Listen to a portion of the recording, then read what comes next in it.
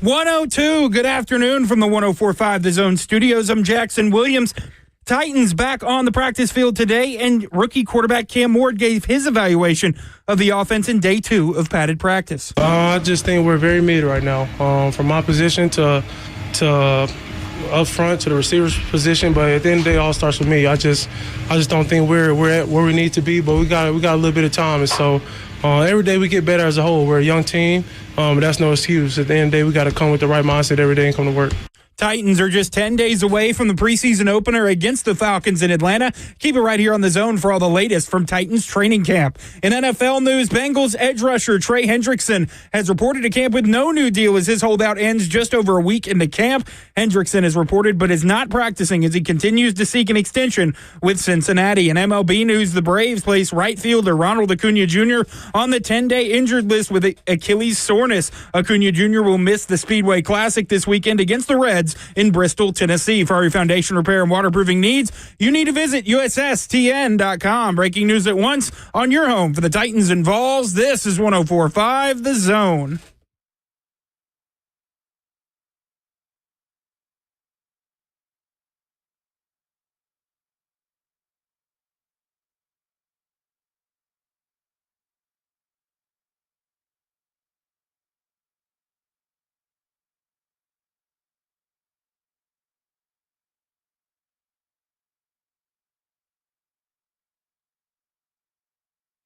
Cover 2 with Blaine Bishop and Zach Lyons right here on 104.5 The Zone, powered by All Four Seasons Garage Doors, 615-737-1045. We are going to break down the entire day of Titans' second padded practice.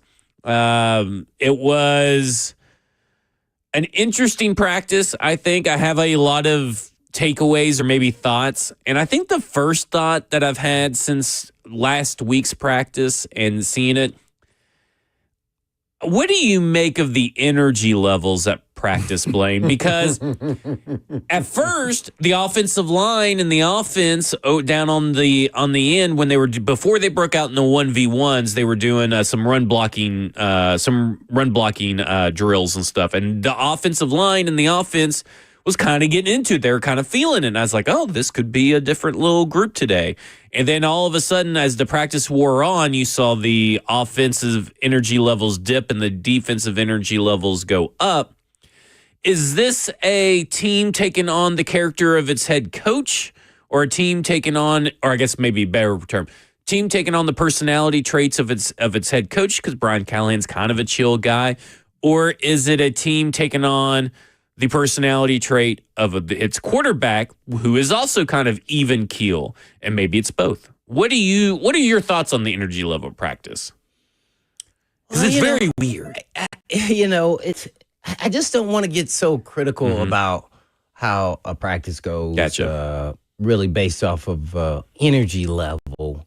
I just don't, it's just hard to say. Really, you really take on the identity of the actual team. That's what it is. You could talk about the quarterback, head coach, but ultimately, with leadership, it should be really somebody at different stages of different days of practice. Hey man, we got to turn it up.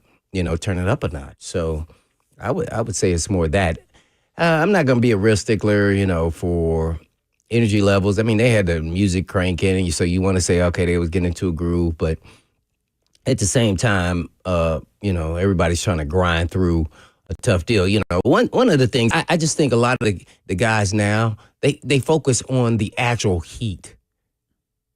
You can't do that. I think you're doomed if you're thinking about the heat and not what you're trying to accomplish, then you're going to fail.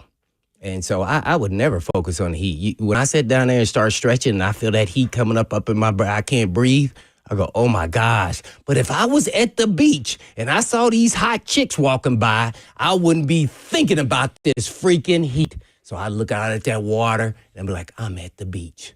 You got to start playing mind tricks, because you'll go crazy if you want to think I'm just out here running around in this blazing heat and think I'm not going to have energy. So you find something to tag yourself individually to motivate you to be the best version of you every single day. And every day, when you click that strap, boom, that turns into a different guy. Hey, I'm going this. I'm on my, and I feel like I hear that from him when I listen to him.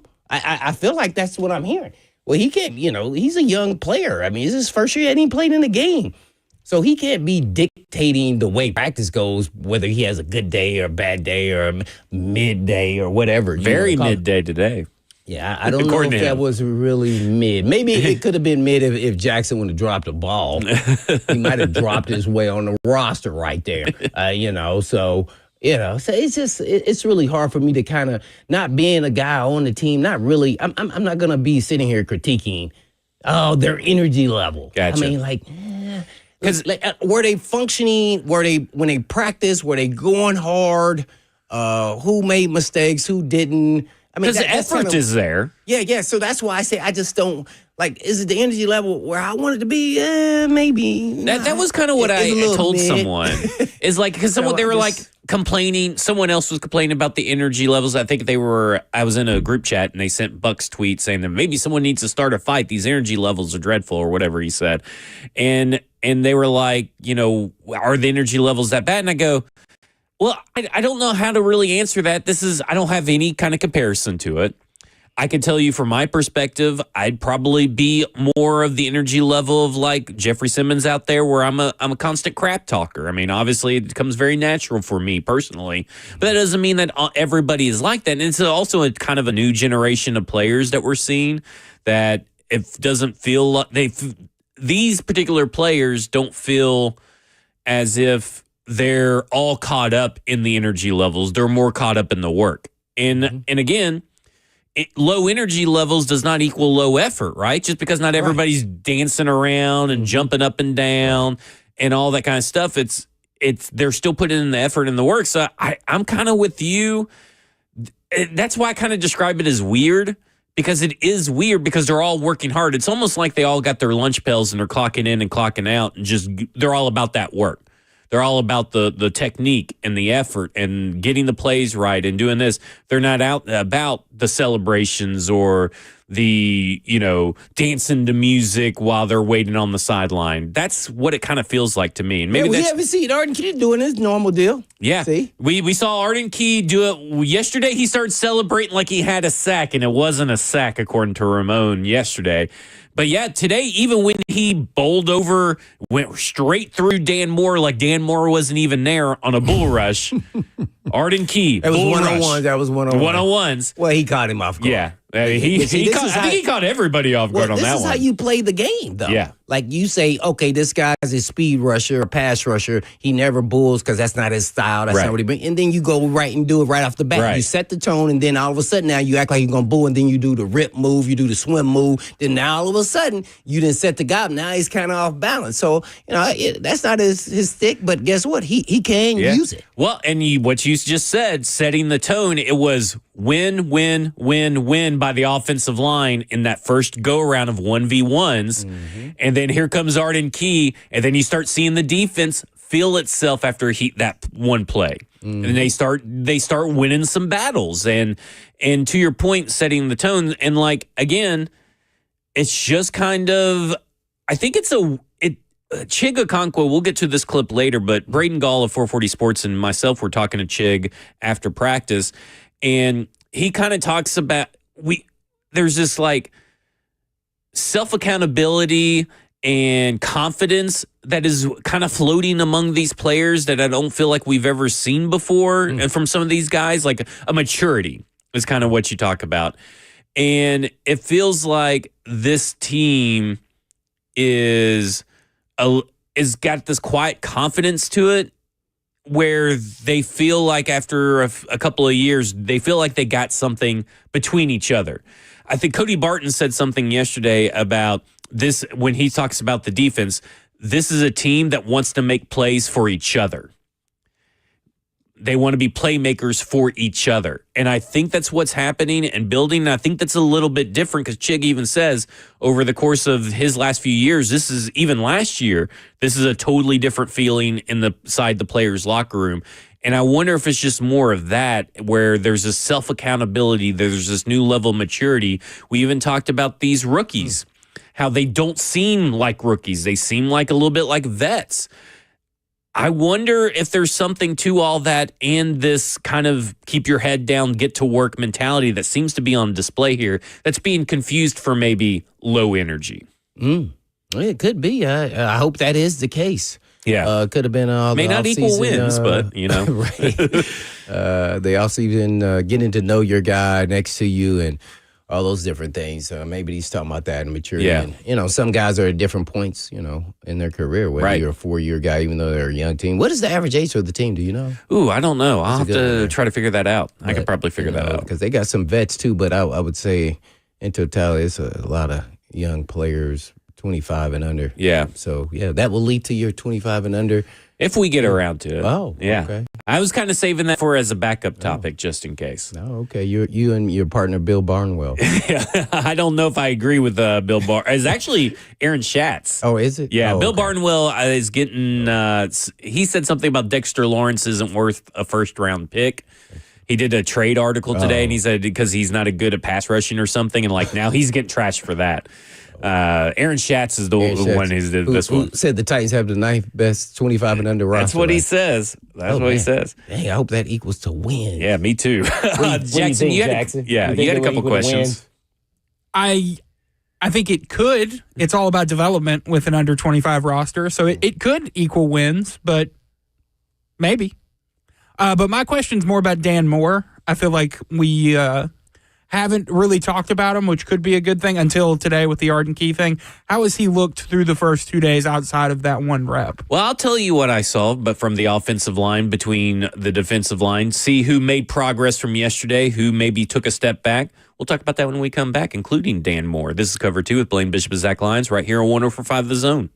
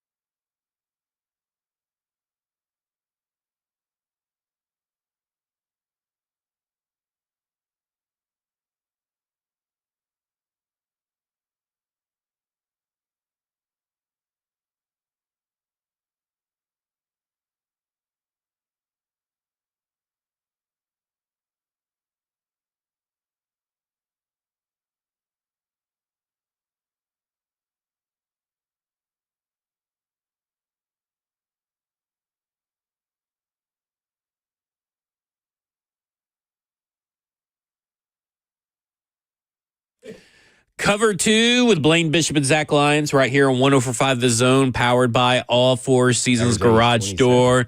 615-737-1045 is the number. According to Brett over on X, over at the F&M Bank Chat, Twitch, or YouTube, Facebook Live, wherever you get your Zone TV, he says the average age is 27.2. That has not been fact-checked or double-checked by us, but we'll have to take Brett's word for it. That sounds about right. That's higher than I thought.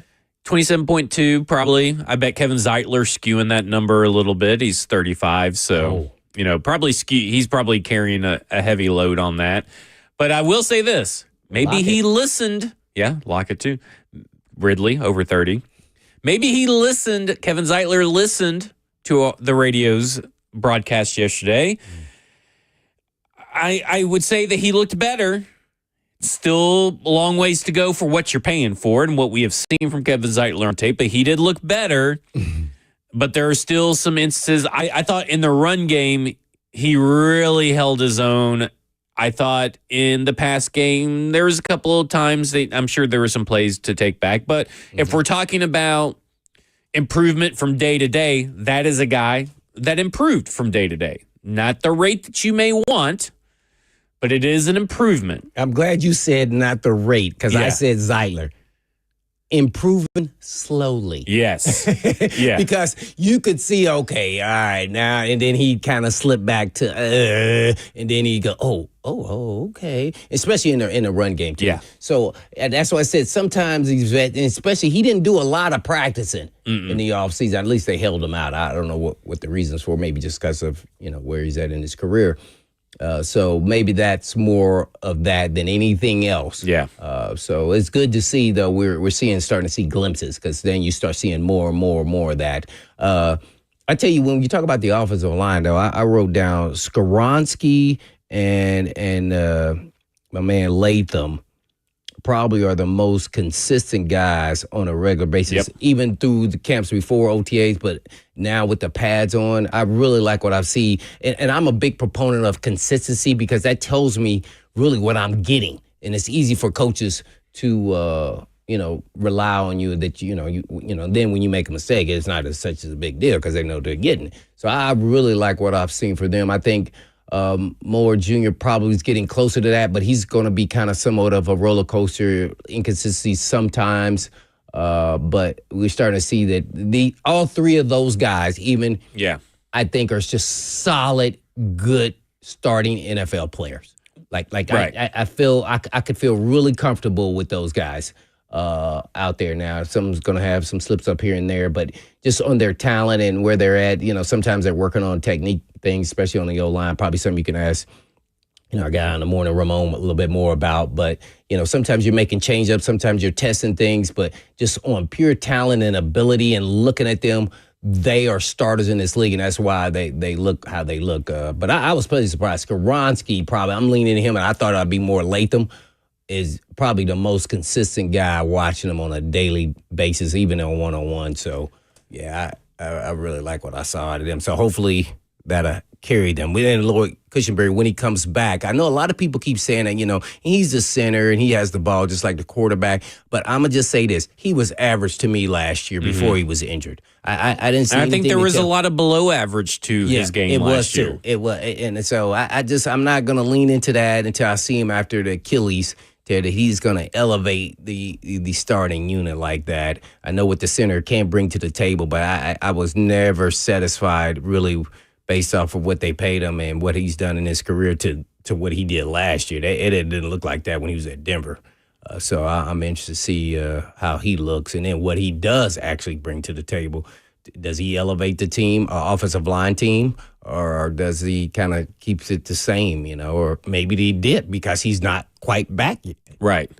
Because, again, your offensive line's kind of like you're only as strong as your weakest link kind of deal sometimes. And when you're the center and you may be the weakest link, you may have some issues with your right guard and your left guard right there off the get-go. And then you also got to build that kind of chemistry with Cam. I'm sure that's something they're probably working on behind the scenes, snapping the ball and stuff like that, at least getting their cadence down and their rhythm down, maybe. We don't know. That'd probably be a good question to ask Coach Callahan at some point. Yeah, no doubt. Are you starting to feel a little comfortable with the second unit, though, on the offensive line? Because you were talking about Duncan and then Slater, and then, like, you know, there's some guys there. You start saying, I'm starting to feel a little bit better. I'm trying to hold out on that, but I do see that they are improved. Let's just say that. I Much think improved. My biggest takeaway, and Brian Callahan also echoed this, but my biggest takeaway has been, I don't know if it's because the defense is bad or not, but this offensive line room looks much improved. And Brian Callahan talked about it, and he said the biggest difference between last year's Titans offensive line and this year's so far in practice is getting in their sets, technique, placement, and striking all are much improved and are way ahead than where they were last year at this time. And yesterday, it felt like the offensive line was working on kind of getting back and letting the defense come to them and how they handle that. Today was more about the offensive line trying to get that first strike in on the defensive line. It was a noticeable difference, even though the offensive line won both days, quote unquote, won both days. But I felt like there was a different plan of attack for the offensive line day. Now, the defense did look better than yesterday. Femi Oladejo, if I have to talk about someone, negatively, he lost all of his reps yesterday. Are you talking about in 101s? Yeah, 101s. 101s. Okay. Two wins for Femi Oladejo, one win for J.C. Latham in his lone loss, like the loss for Femi Oladejo. I explained that poorly. Let me start that over. Femi Oladejo had 2 wins and 1 loss. That 1 loss was to J.C. Latham. And it was man versus boy out there on that. And listen, it was man versus boy for J.C. Latham and Draymond Jones. J.C. Latham, I guess they were just working on bull rushes today and trying to go through the offensive linemen. That was the game plan, it felt like. Why would you try to do that to Latham? That is exactly what me and Ramon were saying. Like, that's like me trying to run through Jackson. Yeah. Like, I mean, really? This is going to be a tough deal. That's just like running yourself into a brick wall, right? Like, why are you even trying to practice that? Because J.C. Latham did not. I mean, he just owned everybody that came his way. Like, anybody that was trying that up the middle, go through you. And that seemed to be what they were practicing. Don't know why. But at the end of the day, I would come up with some different plan for J.C. Latham's side at the very least. Oh, my. Well, maybe that's all they can do. Yeah. I don't know. I mean, maybe. You never know. But I will say. At least against Latham. Yeah, at least against Latham. I will say that in 1v1s pass rush drills, the last 2 or 3 years that we have seen the Tennessee Titans offensive line go through these drills, they've looked putrid. I don't even know if they even won a day in any of those, the quote-unquote win a days.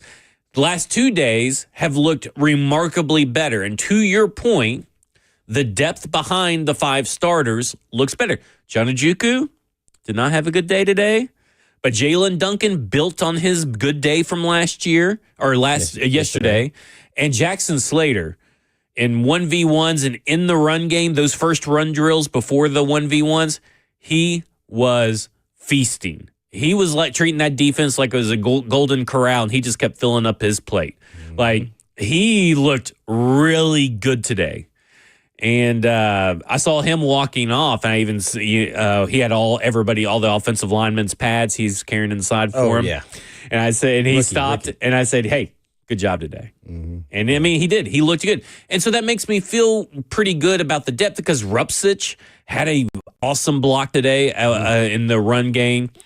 And he's a guy that will probably be a backup. But when you're talking about maybe putting together the 53 best players on this team, for the first time in a long time, it may feel like a lot of these are going to be the offensive linemen filling up that back end of the depth because they've been really good so far. Well, they got to take what they've done in practice and do it in games, and then that way it kind of helps them a little bit more when it comes to if they're the fringe player that may get cut just be not good enough just because they need a roster spot, then they'll be available for other teams. So, yeah, I love to see the improvement. So maybe that is the touch of, Bill Callahan and the O-line coach, working with guys and now understanding them a little bit better after a year of working with them. well, most of them anyway, that they look a little bit better, man. And so that's a good sign. I would continue to say for those that, because we get a lot of questions about Dan Moore during practice. I didn't watch him a lot. It was like he didn't come up, so I don't feel like he's doing bad. Yeah, I would say maybe he's one rep here or there, but it's like, I'm not going to be picky about a rep or two. I mean, really, it's like how we put it yesterday. He is who he is. And he's going to lose a rep here. He's going to win a few reps there. He's going to look good here. He's going to look bad there.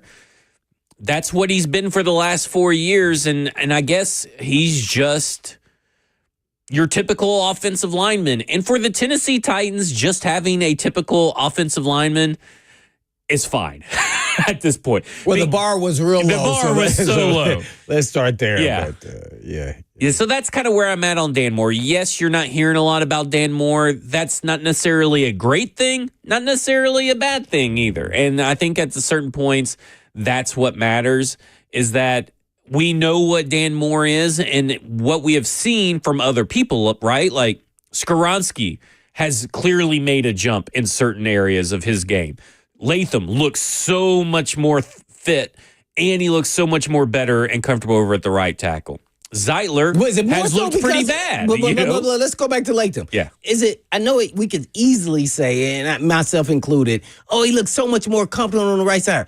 Do we know, since he lost weight, would he look just as good on the left? I think he would have if he was practicing all off season for that. On the left. Yeah. Yeah. I would agree with this. Mm-hmm. And I think that is an honest take for sure. But you could tell it's like less thinking, I guess. More natural. Mm-hmm. But I do agree with you in what you're saying is that I think that when we were looking at the offseason, we're looking at the Latham towards the end of last year and saying, oh, man, this guy may not be in shape enough to play left tackle. Mm-hmm. And now he comes in all built up and looks like a totally different human, then yeah, he's going to do it. Let's get to your phone, 615-737-1045. We got a bunch of calls coming in, so let's go through them.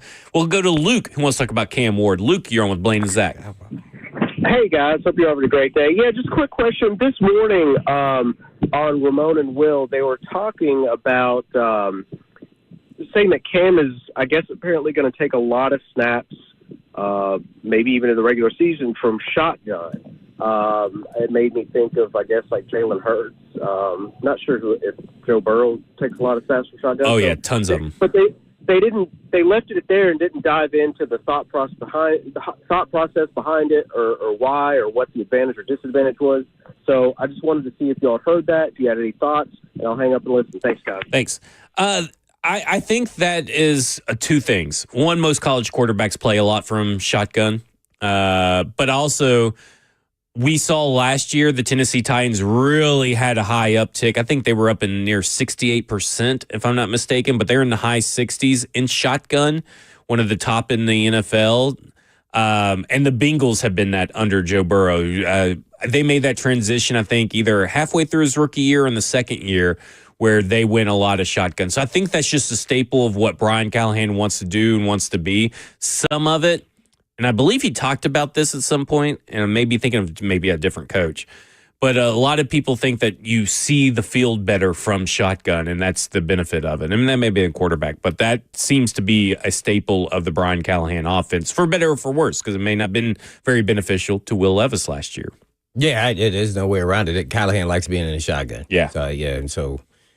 Most of these guys have played a lot of shotgun. I think it kind of changes when you're looking to do play action pass, and then are there I haven't studied film on them, but if I was studying film and still playing today, I would look they're going to be key reads. If you're doing 60-70% in shotgun, when you're under center, what are you doing? That only leaves you like 30%. So then I can start honing in on what you actually do under center.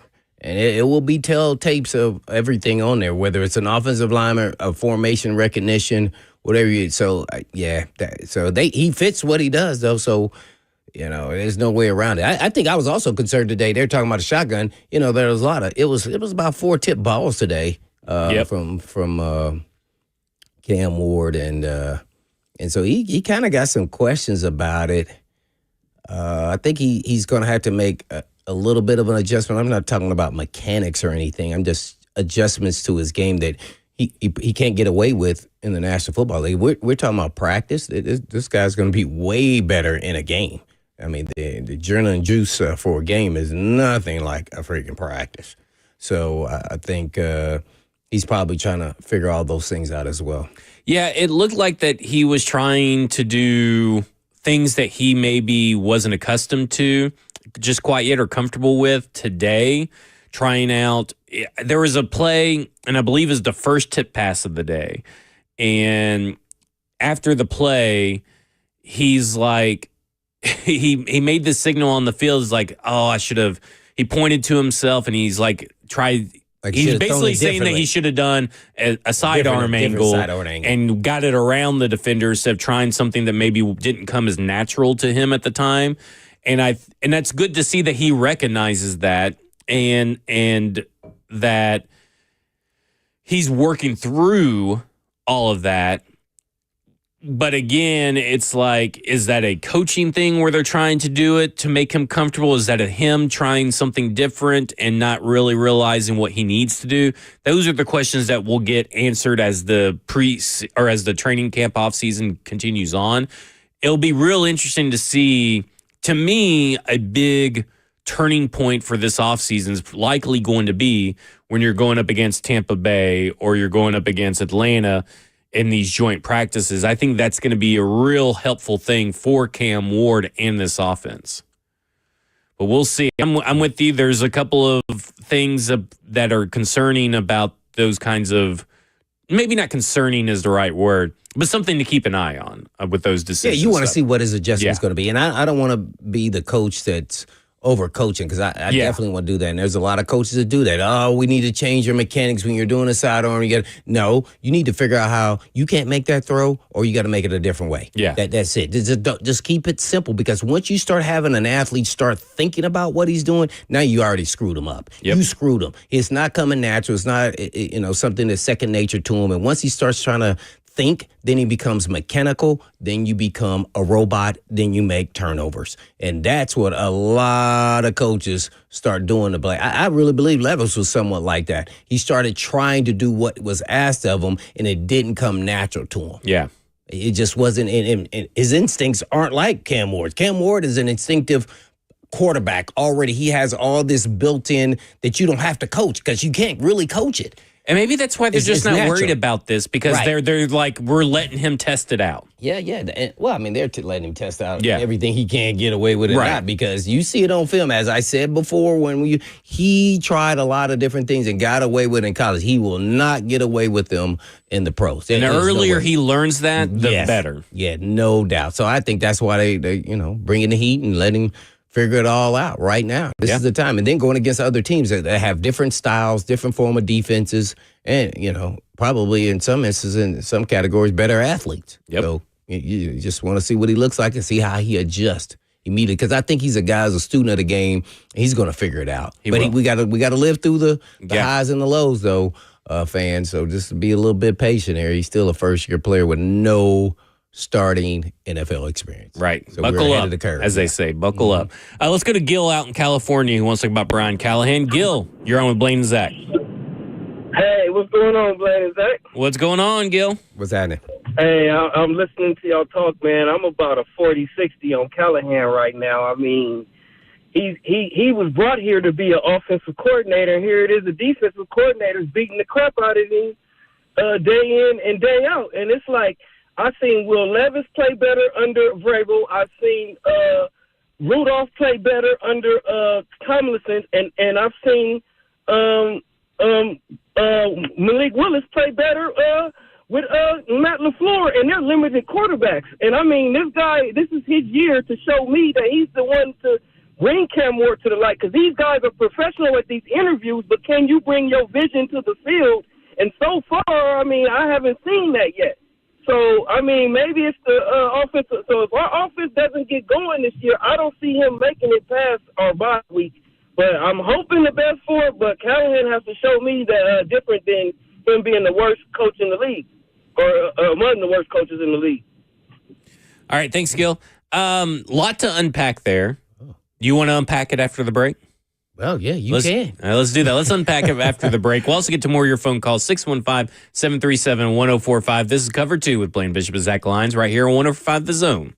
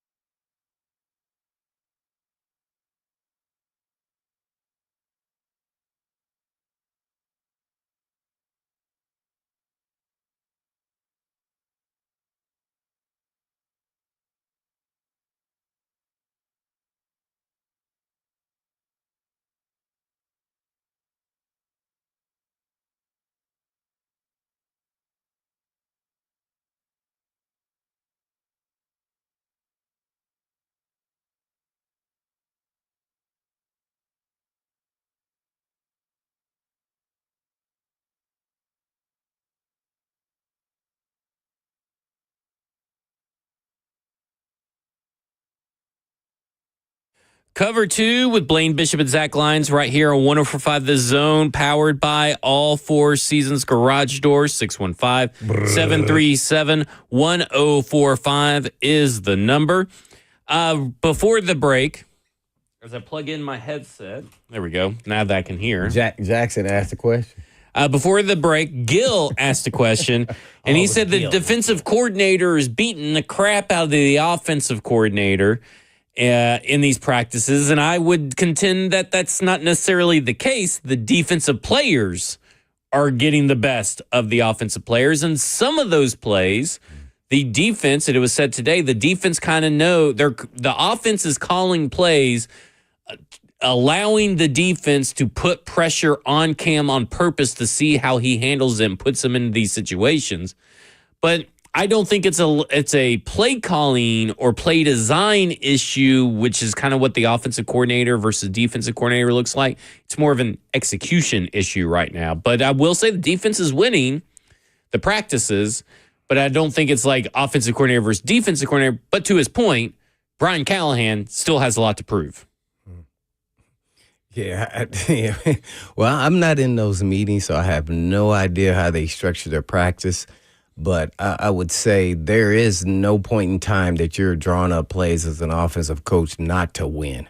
If you are, then you need to go sit at home on your couch. Yeah, no, that's not what he's saying. Well, I'm talking about that. I'm referencing what you just said. The offense was doing things that allowed the defense to get after that. That's not how it works. That's not true. That can what be interpreted. He said. Well, but he's lying. I'm telling you that right now. I don't give a crap. Nobody. I know what he was implying. It's not intention to lose, intention to test. I think what happens here is people are taking things very literally, like in a normal conversations. Hey, you go stand over here. And so basically he's saying, yeah, we do try to make it tough of him, but we're not trying to scheme it up where we're not trying to let the defense just dominate us. No, that's not what I said either. I know, but that's what people are kind of trying to interpret. So that's not the same. That's not the same. It's the intention to test. They're trying to test him, put him through all kind of tests, but at the same time, they're also not just testing him, they're testing all the offensive linemen, all the adjustments by the wide receivers,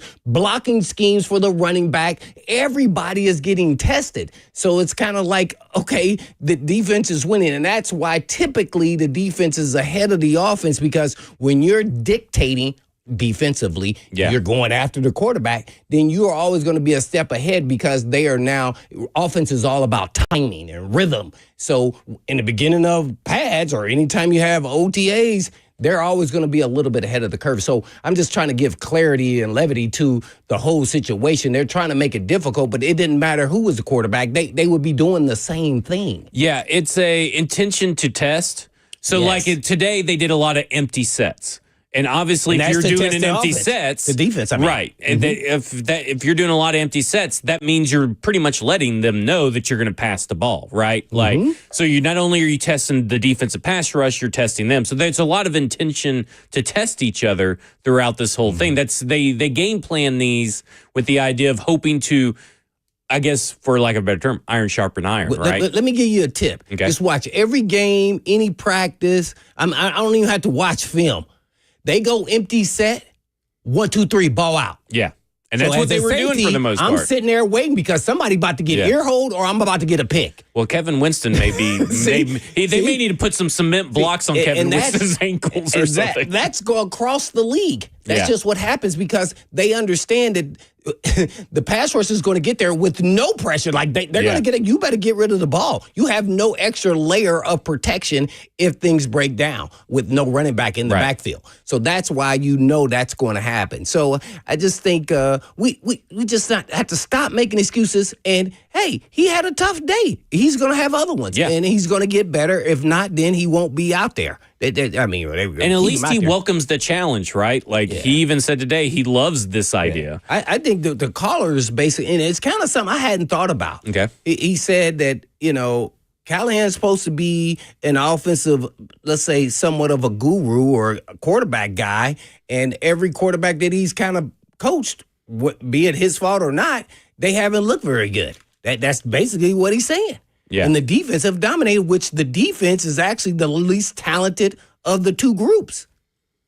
And so that is something to keep an eye out as we move forward, because if the offense doesn't start dominating a couple days here, And not just 1v1s and this other stuff. They got to dominate team drills. yeah, I think 11 on 11s. But now one thing has shown here is the running game. It looks like it's going to be effective. Yeah.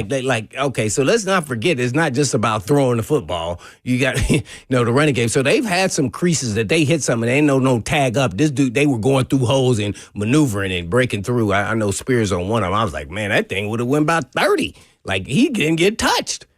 So, and another thing is, where is our defense? Our defense is not an elite defense. So that is another thing that is concerning. Because the coverage of not the defensive line specifically, but I'm talking about the coverage from linebackers to the defensive backs and all that, has looked really good. Good, right. Well, here's what's concerning. And really sticky. That our offense isn't, taking over. Like, our defense is 20-something ranked type defense. It's not, we're going to control the game and we're going to dictate. They're not that kind of defense. So that's another thing that makes it concerning for the offensive side. So, it's still early. Don't push the panic button, but, they're evolving. It look like they're running some different things on offense, too, and maybe that's why they're doing some no-back things and some things that they've picked up along the way that they want to try out and test it out. And so we'll see. So, yeah, I'm actually excited. I get excited and giddy about when you see Cam, because if you understand when he's talking that he said there are no failures. He says he really didn't even think it's learning. Guess what? He just thinks it's a process. Yeah. He processed like, okay, I'm going through this step. Now, I flunked that test. Now, I'm going to see if I pass the test the next day. Yeah. Because he's just that confident in his ability. And, hey, they got me on this one, and hopefully I'll get him on the next one. We got him on the deep ball. Oh, the guy dropped the ball. All of it is not always his fault. Now, right. Let's put it all in perspective. But he does have the ball in his hand, and he's the number one pick. So there's a lot of expectation. So with those kind of questions, I love today how it didn't rattle him. He didn't get defensive. He went back to like the roots of who he is. And, this is a process. And, hey, I got to work harder. I got to be better. And me and everybody else included. So that's kind of how I take the practice. I'm not going to get bent out of shape. This is the pros. There's going to be days you're going to win, and there's going to be days that other guy. These dudes are super competitive. Like, they go watch the film, man, and then they go back, oh, man, that ain't happening today. I'm going to win. Like, it becomes it's like do or die. Like, we're talking about people's livelihood and their jobs. So that's why it goes ebbs and flows. So I'm waiting for the ebbs and flow of when the offense starts kind of dictating a little bit. When does that happen? Yeah. When is that going to happen? That is a great question, because it does feel like the defense is controlling everything and the offense is still trying to figure it all out. Mm-hmm. And maybe it's easy. I don't know if is it easier for the defense in some regard that way, or because maybe not a lot has changed and a lot of these guys, there are a lot of veterans on there. I mean, on that defense from different schemes and different stuff. So maybe is it easier for the defense at this time of the year you? I think it is in the beginning of camps and OTAs, whenever you come back from a little bit of a layoff, because you're in attack mode and you can kind of dictate to them until the offense gets into rhythm. But to me, after about 3 or 4 days, then they're leaving. That's kind of when the offense kind of starts hitting their rhythm. And then you're talking about young players, new players on the team. Yeah. It was interesting to see that he was running with second-team receivers as well, which was, the group of young dudes that's going to be on the roster. You notice at receiver. So they're trying to mix all that into make sure everybody's on the same page with them, so they get some, time with them as well. So, and that takes a little bit to make sure some young players are all on the same page with. They're talking about the receivers, let alone just the starters. So there's a lot of things that they're kind of battling within each other there on offense that you're trying to achieve that doesn't come overnight. Well, when we come back, we'll go to Seth, who's been waiting patiently. He's got a question about Ridley. This is Cover 2 with Blaine Bishop and Zach Lyons right here on 104.5 The Zone. Baller.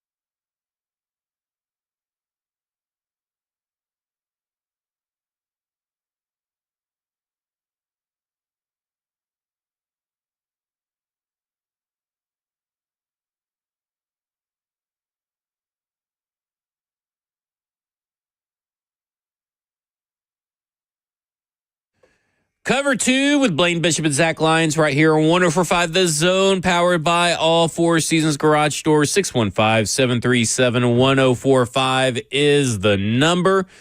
We also got the F&M Bank chat, Twitch, Twitter, YouTube, Facebook Live, where you can, ask some questions if you got some questions for us. Hey, I'm up in the chat. I got it up all the time. I'm always lurking. The Pooh Bah's ready. Yeah, we got Grand Poobah back there as well, ready to answer your phone calls. So there you go. Let's go. Speaking of phone calls, let's go to the phones. Too, bananas. Yeah, he's got bananas. Sometimes Mojo Rojo's back there as well. There he is. There's Mojo Rojo back there right now. Let's go to Seth, who wants to talk about Calvin Ridley. Seth, you're on with Blaine and Zach. Hello, Seth. Waited all that time. Poobah, is he not on there? He? Is the volume up? Okay, Seth. He's there. Oh, there you are, Seth. It's Joseph. Joseph. Oh, my gosh. What are you? Grand Poobah no more. No, Grand Poobah no not more. entitled to that. Give us your excuse. The keyboard didn't type, and it's It's just, not even close. That's not even close to Joseph. I know, but it had the SEPH, so I thought I just missed. I was like, oh, his name's Seth. That's my fault. What are you talking? Oh. If you were out on the field right now, Callahan would pull like what he did on Will Levis. He would just go bonkers over you. Yeah, listen, now. you'd be like Rupstitch on Saturday. You messed up your pull. Next producer in. Next man my up. God. All right, Joseph. You want to talk about Calvin Ridley? Sorry about that. I mean, Joseph. Oh, you good. You good. I was just wondering, I got a notification saying that Calvin Ridley was getting elevated for a leg injury, and I haven't heard anything about it. Just wondering if y'all knew anything about it. I can't find nothing on it, so I was just wondering. Thanks for the call. Oh, no problem. Thanks. So he ended up, everybody initially when he went down, most of the reports were that looked like a cramp, and I believe that is to be the case. Seeing when I think Jim Wyatt tweeted out the official situation with that. So I wanted to pull that up. Yeah, and by the way, he looks like he's the best shooter out there. It's been pretty consistent. Yeah, a nice little catch today, too. Nice throw, too, by Cam Ward there. Yeah, it looks like everybody's on the same page. It looks like just to be cramps, nothing to worry about for Calvin Ridley. But Calvin, like you said, I will have to say, the pass, which was the pass of the day by far, was such a beautiful play design pass. It was to double coverage to Calvin Ridley to the sideline in a spot where only he can catch it. And Chig Okonkwo came through and provided Cam with a little bit more time with a nice pickup and some inside help on pass blocking. It was one of the most beautifully designed, beautifully executed plays we've seen all camp yet. And listen, I understand there's the big deep shot to Tyler Lockett and the deep shot to Calvin Ridley, from Saturday's practice. I think this was better than all of them. Well, yeah, just because of the accuracy. Yeah, didn't he have another good one to Gunnerham too? Yeah, was that today or yesterday? Yesterday, because there were like 4 throws today. Yeah. Even though I thought this practice was a little below mid. Yeah. There were 4 throws to give you like, oh, that's bad. You know what throw. Yeah. Like there's not too many people who can make those kind of throws. So he's showing glimpses there of like, ooh, that's impressive. I have noticed over these camps, his sideline accuracy, like the throws to the sideline where maybe only his receivers can get it, more often than not, look pretty good. They look pretty on point. I think he throws to a spot and he gets it to that spot. I was glad to see that he was making some plays to the guys on the outside. Not 7 routes, but outside guys making some plays. Because I was a little concerned. I don't know if what they were working on the day before, but it was a lot of inside throwing. And then today he threw on the outside the numbers where guys can go make some plays. So that was pretty cool to see. The troubling stuff comes through, and we were kind of talking about this in the break, is the over the middle. It's almost like to a point where it feels like right now don't even attempt it. But we were talking about how the offense has more talent, but I proposed this question to you, and I want to just kind of get your take on it on air. But is it that the defense, yes, is less talented, but maybe they're playing more like a unit right now, because I go back to that Cody Barton remark from yesterday after practice where he talks about we're making plays for each other on this defense. It's about us, not about me. Well, to me, then that leads to coaching. And here's why I say that. You got Jones, Draymond Jones, you got Cody Barton, you got James Williams, you got Woods at safety. A lot of new pieces to the part. So, typically that takes a little bit of time. I think it's a little easier on defense. But, when you got new guys, especially at those positions, safety, middle linebacker, the other linebacker, I just feel like it should be somewhat of a level playing field there. So I would just say they got better players and got guys up to speed with their coaching, or guys maybe who fit their scheme better. I have no idea. And maybe that's another thing. So it's really hard to say, but yeah, I'm a little surprised the defense looks as good as they look based off last year. Remember last year I kept on saying they were ranked high in these categories, and I kept on saying this defense is not like that. Right. I'm not trying to hate on them or nothing, but this defense is not dominating like this number is telling us. Like it. So, I think they had him it was like number 1, but then they were number 5. Then eventually they went back to where they were. 21 or 20 or whatever they were. And that's about where I thought they were. And that's what this team is too. Now, maybe they're a little bit more so in the middle, 15. I'll be stunned if they're ahead of 15 after all said and done. But I think they're a good defense. Right. So I don't think they're horrible. And they could be even better if we get something out of Snead. Yeah. So I just think his coverage ability, if he can get back to where he was, right, which was Chiefs level. So I just I don't know why the defense looks better. To me, I thought by now the offense would kind of be taken over a little bit and would be much better. We would see more of the 4 throws I saw by Kim. We would probably double down that and be 8 throws and be like, man, he had a heck of a day. I don't know if it was on Football and Other F Words or on this show, or maybe I just had a conversation. But it feels, it was when Easton was in studio. Okay. I asked the question, does it feel like they're moving too slow on offense as far as they feel like they're easing everything in? And I'm feeling like, shouldn't you have eased everything in minicamp? Shouldn't you have eased everything in OTAs? It kind of feels like they're on a slower path than what the defense was. And maybe that's just me reading too much into things, but maybe they're just a little bit behind because of how they've worked this schedule for some reason. Nah, what's the OC's name? Nick Holtz. Holtz, yeah. He was on Buck today and said they put the whole playbook in. Oh. He said, I was listening to the whole conversation. I mean, he was like, the whole playbook's in. I guess. So, I was like, oh, okay, well, cool. So I'm hoping now it's about execution. Now it's about the players and all the little adjustments you make going against certain defensive schemes and systems with that play call. It could be turned into a whole nother play.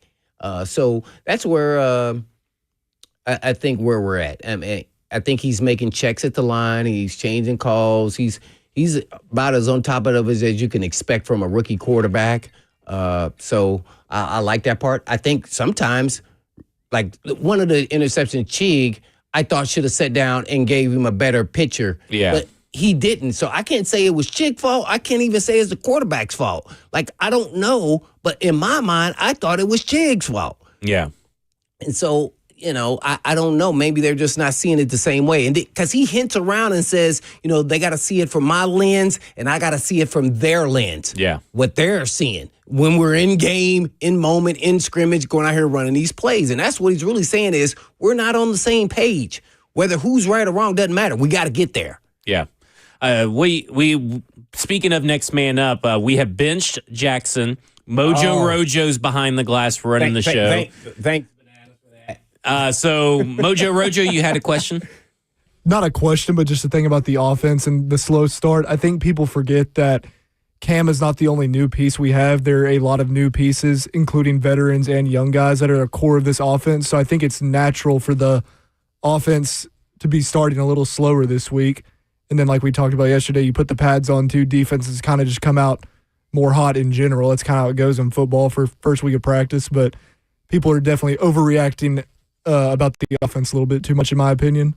When does that overreaction in your mind, Blaine, become I think about reality? 5 or 6 practices in, I think we're the getting offense kind close. of starts to get into a rhythm and a flow, where they are starting to feel comfortable. But also, you got a young quarterback who's, but I would say he's more veteran-esque. Here, I'm going to say this. I think I was listening to over the past weekend or earlier this week, I guess today's Wednesday, like C.J. Stroud threw like 2 picks, like in practice. See? Like, we don't know what he did when he was a rookie. That's what Right. it brought me back to. Like, okay, well, what was he doing his rookie season that didn't just come out of nowhere? He had to go through lessons, and he's still learning those lessons, and he's still throwing picks. That's the whole part of this process. So I think we got to just not like so critique every little play every day that, this is the end or this is the new beginning. I think this is a process that he's learning what he can and can't do and what he needs to do to get better. And hopefully, through these next 3 weeks, by the end, come regular season against the Broncos, who have a really good defense, that he's at least where he needs to be a competent, good feel about where he's supposed to be and doesn't make horrendous bad plays to hurt the team. That's what we're looking for, because if he just goes plays, I think that'll be good enough, at least in this first year. All right, we'll continue talking about this because I do want to hear. We did ask Chigakonkwo after practice. There was a media scrum. We asked him about how him and Cam Ward handle those miscommunications on the field after the play is over. We'll play that. We'll talk more to Chigakonkwo, hear more about what he's learned over the year as well. It's Cover 2 with Blaine Bishop, Zach Lyons right here on 104.5 The Zone.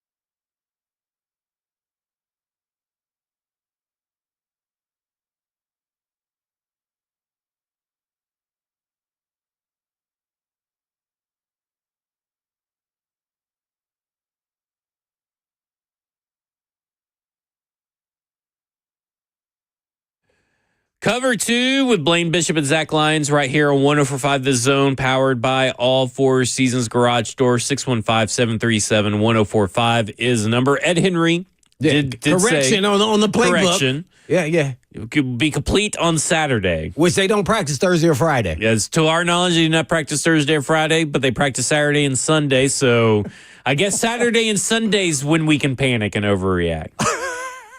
Do not panic.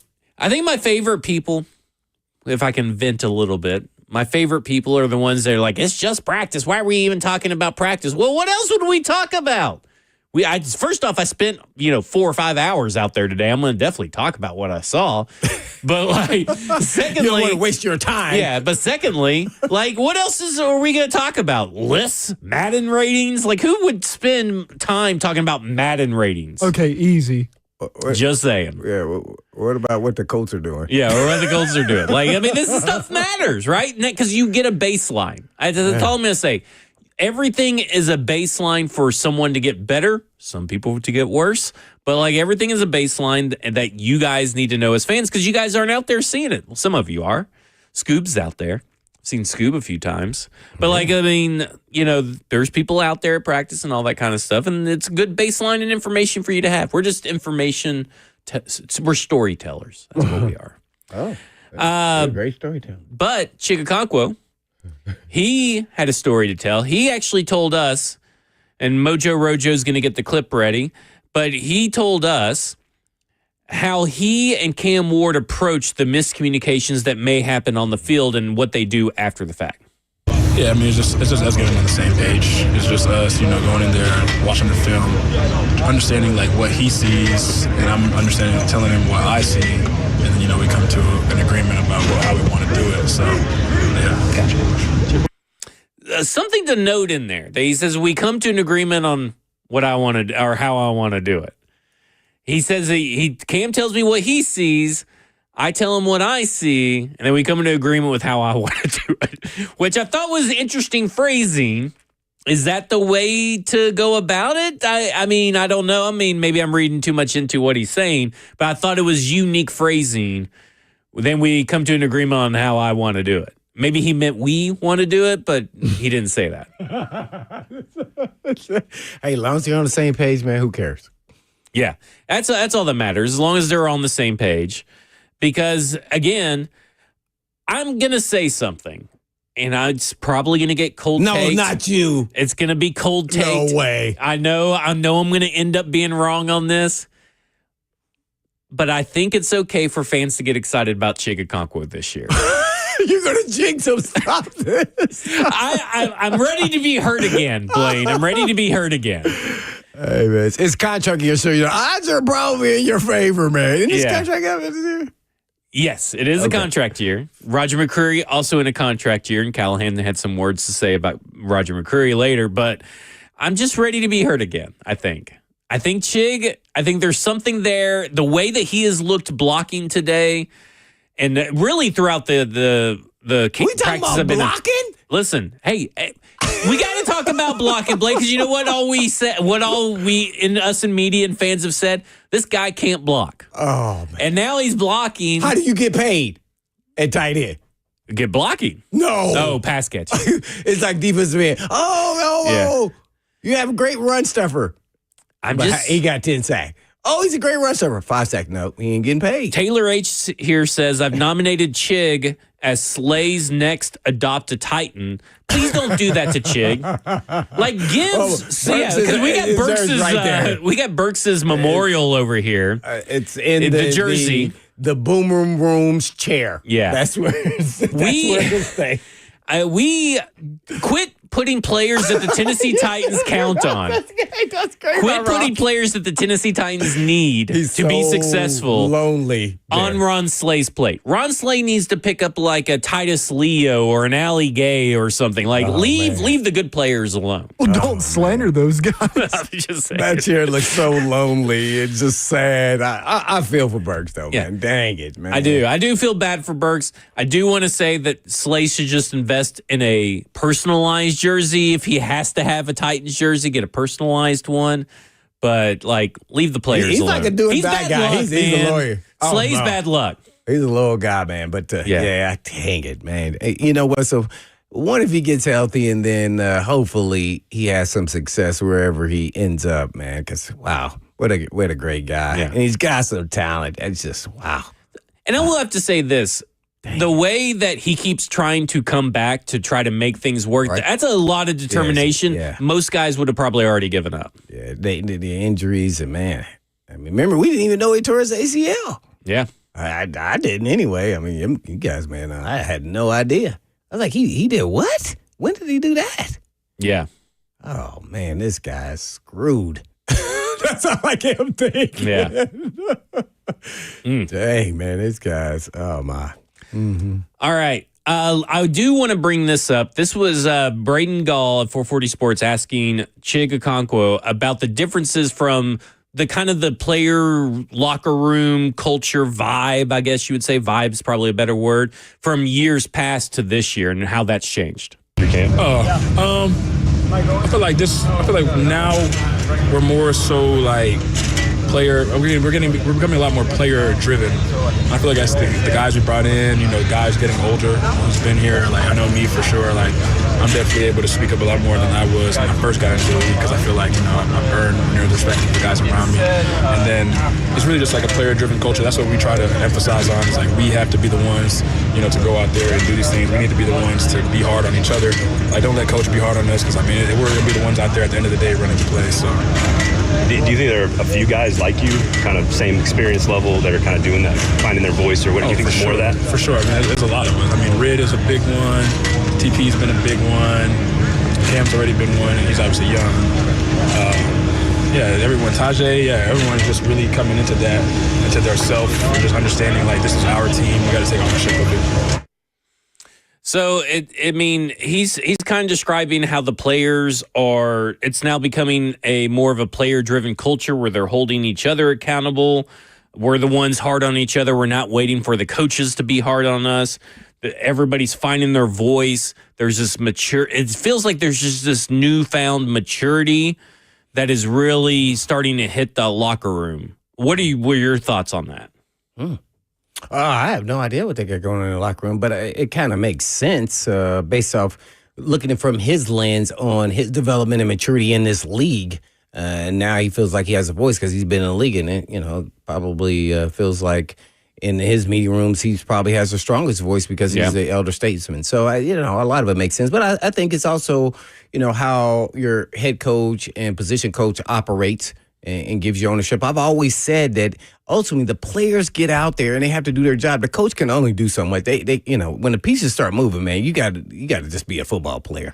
And some guys just don't do as good of a job as others, and not as instinctive. They're just super they're talented. So, I think that's kind of what he's looking at. I think they've probably gotten closer, but is that half of it because of his maturity in this league? And why he's looking at it from that viewpoint and not from the lens of being a rookie or a non-contributor or somewhat of a contributor or just a special team guy. So I think that's really what he's kind of talking about. I think Callahan's done something. I know a lot of people make fun of all the stuff he did in the offseason to kind of bring everybody together. I'm real big on chemistry, so I think that's a big part, especially now with guys moving around a lot.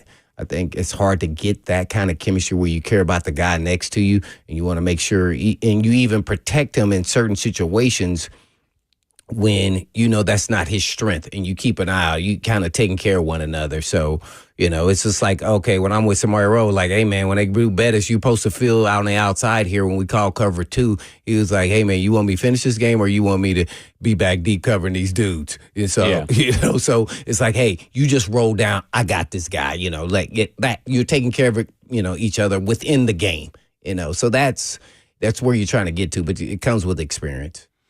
Yeah, I thought it was interesting because, like we said, it's even when you hear Jeffrey Simmons kind of go into these, the Jeffrey Simmons we're getting this year is a little bit different in the media scrums and stuff after practices. He's becoming a little bit more detailed, a little bit more nuanced.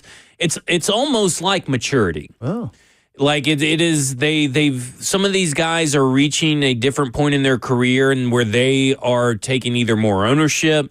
They're providing more details, a little bit more nuance given in their answers. It just feels like a different vibe. And it kind of goes to that energy question at the top of the show where we're talking about the effort's there, but the energy isn't like wild, crazy stuff, but the effort's there. They're punching in, punching out, getting their work done. They're all about the work. And it seems like now some of these players that have been around for a little bit, I mean, Chig's only been here, this is only his 4th year, but still, Roger McCreary is another guy that Brian Callahan talked about, how he's made his presence felt in the locker room, on the field.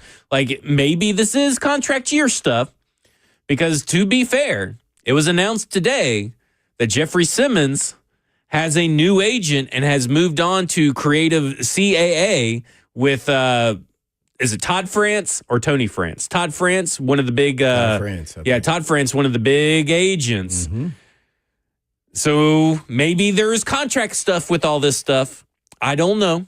But at the end of the day, it's nice to maybe get a little peek behind the scenes about how this locker room is on coming out of the other end of a losing season, that they seem to be a little bit more together than what we maybe have seen in years past.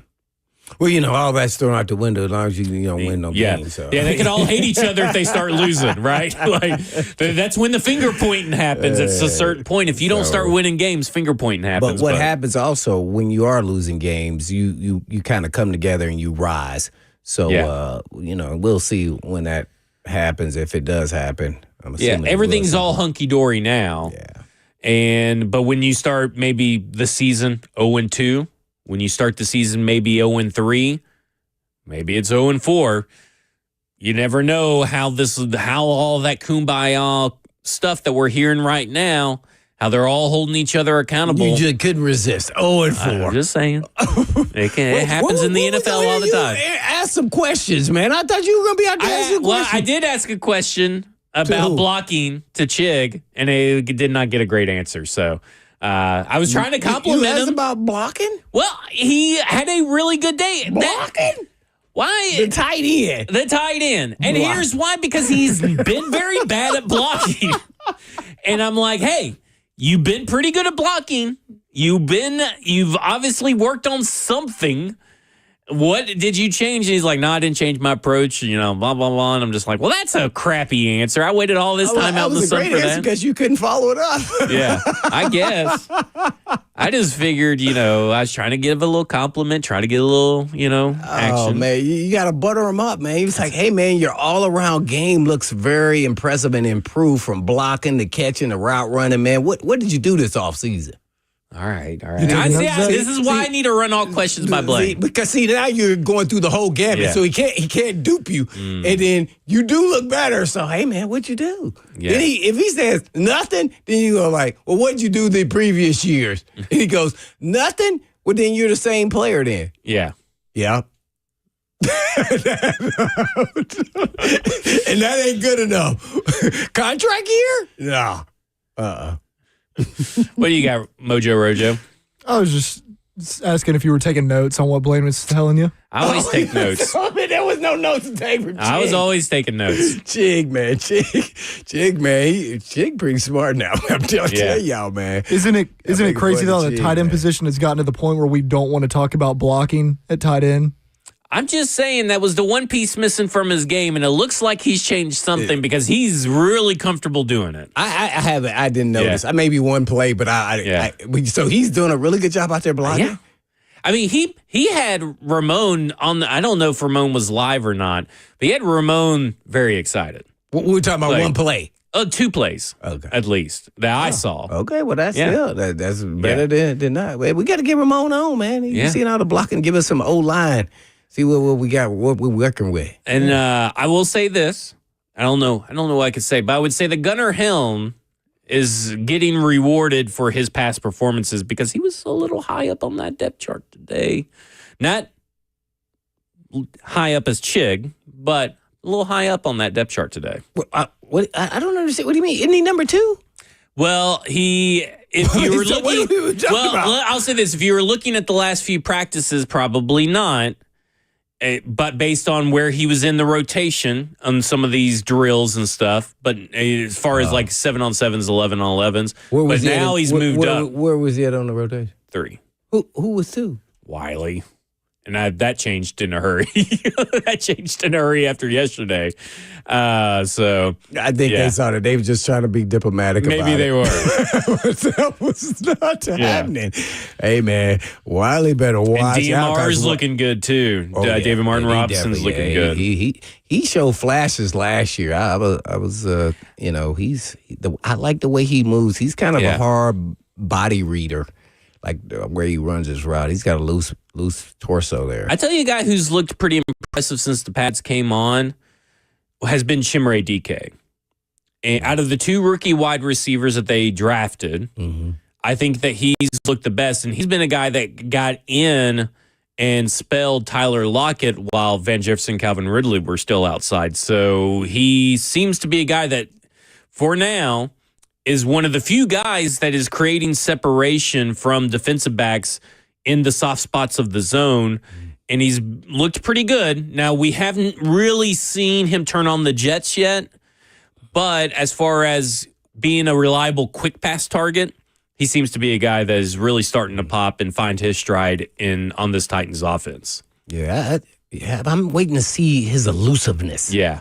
Both of those guys are capable, so we'll see. But yeah, they're going to rotate the vets, and I would say Alec is going to probably rotate a little bit with Van. Yeah, and if Ridley, gets nicked up or needs a break or something, and they'll ease him in, and then they start building this confidence. I think that's why they had the 2 receiver group working with Cam.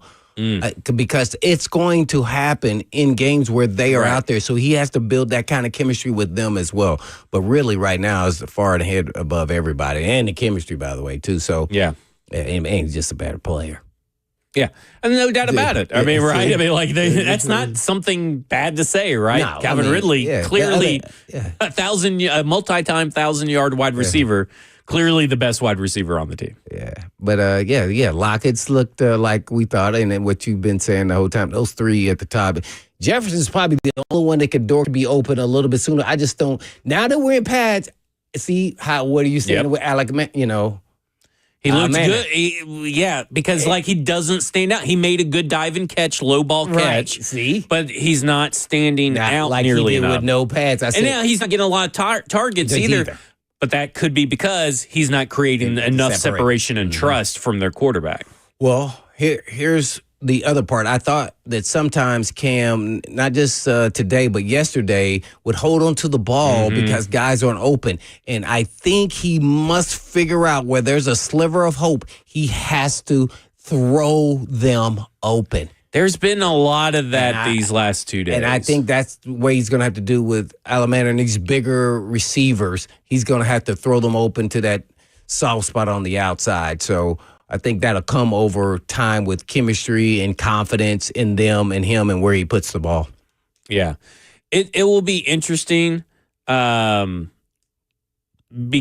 I do think this is a good diverse group of pass catchers that could do a lot of different things. I like different receivers. Yeah. I feel like they all kind of feel a different thing. Mm-hmm. And to be honest, Van Jefferson has looked good, despite what people tried to do to him during training camp, minicamp. We've been telling people Van Jefferson. We've been telling you the 6 wide receivers for a while now, and those are the 6 wide receivers. And I still would keep an eye on James Prochet because being in that 7th, because not only is he a special teams guy, that dude has some quick feet. I mean, that's just maybe the fastest, quickest feet on the team right now, besides maybe Calvin Ridley. And he's getting targeted here and there. It's not spectacular, but you're talking about your 7th wide receiver that has special teams upside. That's what you're looking for. Yeah, it's going to be a fight for that 7th spot, though. It's going to be. There will be. Depending on who's healthy, who's not. Where they go. Let's go to Ernie real quick. Who wants to talk about Cam Ward? Ernie, you're on with Blaine and Zach.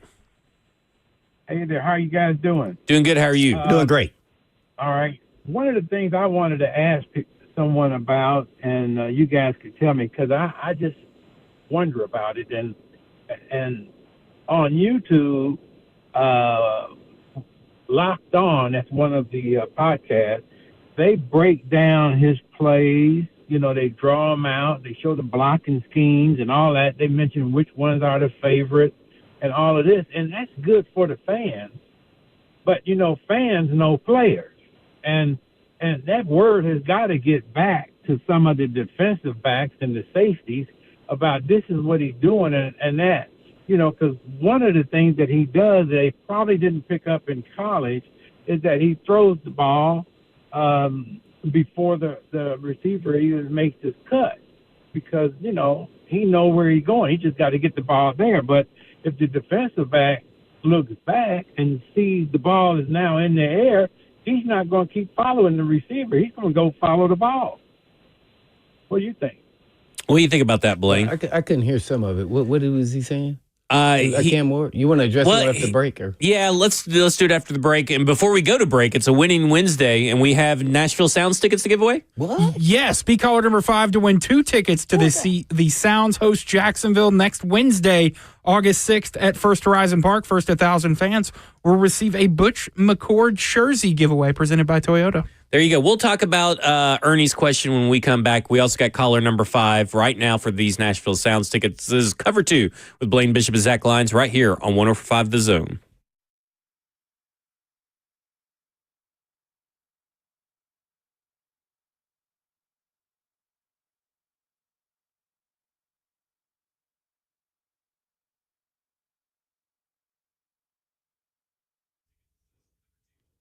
Did you know Eurofix has a very different business philosophy? They staff all their locations with more staff than the average auto repair shop, just so they can be ready when an emergency pops up out of nowhere. Have you ever noticed how hard it is to get a right now appointment for vehicle repair? Some dealers can be more than 2 weeks out just to get an appointment, but not Eurofix.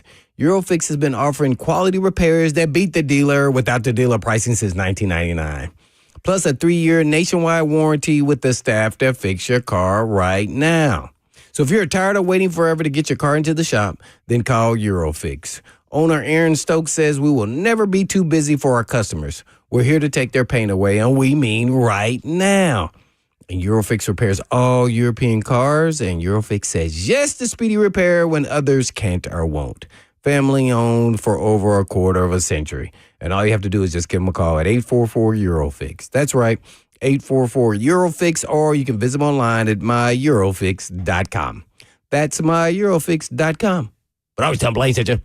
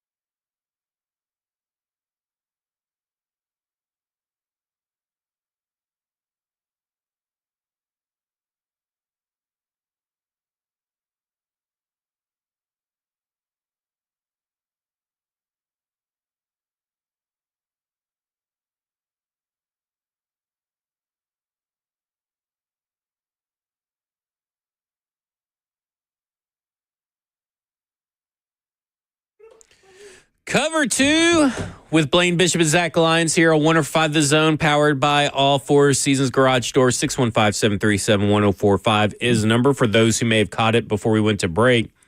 We've decided as a team to get Jackson another chance to answer some phone calls and all this stuff. He's back. He's back from his bench. He's off the bench. He's our number one pick. He's our number one pick. Our number one pick. I threw a couple picks. So, yeah. You know, you've had a lot of great throws along the way, but, you know, one bad interception that cost us a game wasn't going to cost you your job.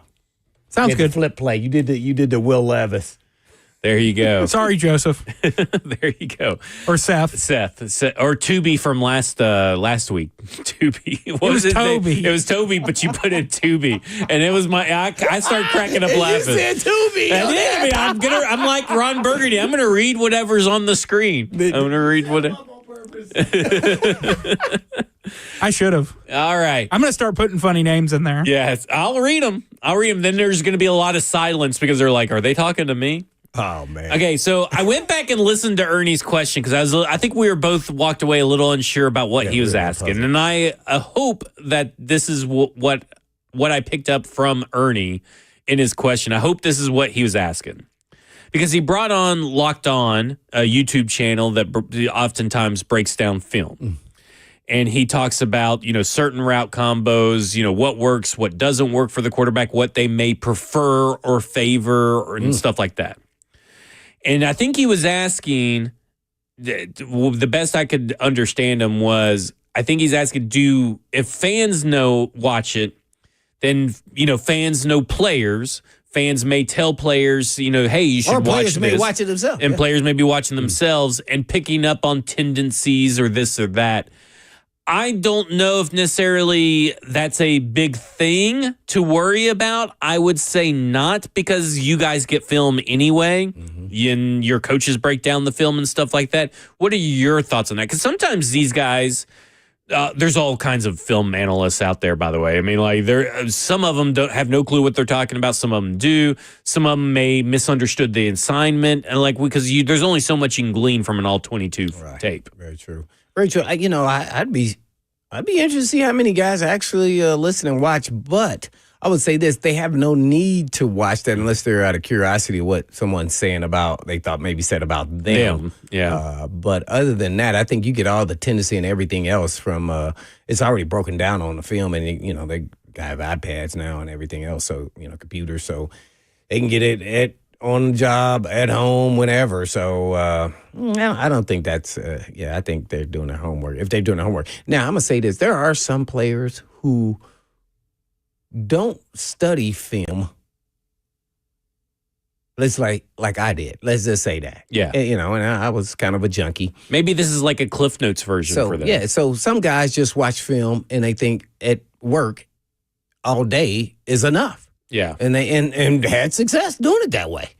And, they take their notes there and that's it. And then they go out there and play fine. And some guys do the same thing and it's not good enough, So I think every player is different depending on position and, really your mental ability to translate what you see in film in game and recognizing those things. I think it's different for every player. But I would say the majority no. Right. Just a real quick, we didn't get to a lot of my notes, but I did want to talk about maybe the progression of Cam Ward from yesterday to today, what little there may have been. But I thought there were some things that he did better, some things that stayed the same, some things that got worse. And I think the thing that I thought he did better, it felt like his deep ball was a little bit more crisp and on time. I thought his timing looked a little bit better today. Stayed the same, holding the ball too long.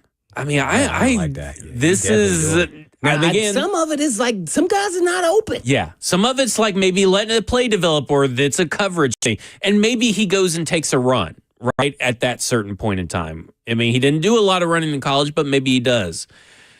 I thought worse. I thought he bailed on a couple clean pockets, Blaine, out of the back, and I was like, man, after spending a majority of these practices talking about his pocket presence, pocket movement, I felt like his offensive line held up at certain points where he bailed on that clean pocket a little too early. Yeah, and I think that's the clock in his head that makes him think, okay, I need to start scrambling because my first read where I wanted to go with the ball all of a sudden is not open.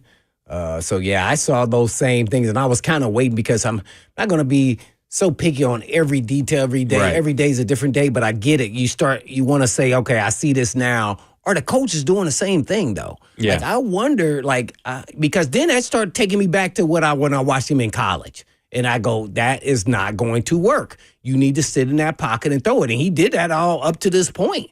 So I'm not going to rag him on that until I see it consecutively. Yeah. And sometimes that's when you're trying to make a play when the play is not That's there. what it kind of felt like. You alluded to that also in the holding the ball too long kind of deal.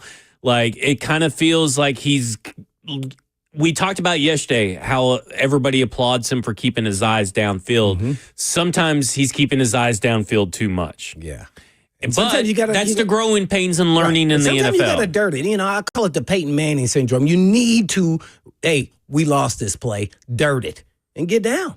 Like that's at the end of the day, man, we live for another down. That's part of the quick decision-making process, right? That is an option when you're running through your options. So, I mean, he has to find that middle ground where he's not trying too hard to make something out of nothing, but at the same time, you got to be smart, throwing it away. Have you seen him throw the ball away yet? I don't know if it was a throwaway, but if there was one, I feel like I saw at least one. Right. I'm not sure if it was a throwaway or not. Sometimes you just got to dirt it to say, this too shall pass. We got to live for another day. Because I will say I did see Brandon Allen, I believe, dirt one or two when he thought the play was dead. Always the ones less talented. Yeah. I'm just saying because they have to play within their limits of who they are. And so they had to make these decisions and early Cam's on in their trying career. to find those limits. Right. Mm-hmm. At this level. Yeah. All right. That will do it for us. No practice until Saturday and Sunday for the Tennessee Titans. So we're at least off of practice. I don't know if they are. I don't know what they're doing for the next 2 days. Jack said he's going. But there are no practices for us that we'll be attending Thursday and Friday here this week, Saturday and Sunday. So Monday, we'll give you a lot of information off those practices. Other than that, 3HL's up next. Brent, Joseph, and Don were all there at practice today, so they'll give you what they saw as well, their perspective. This has been covered too with Blaine Bishop and Zach Lyons right here on 104.5 The Zone. And in the meantime, and in between time, peace.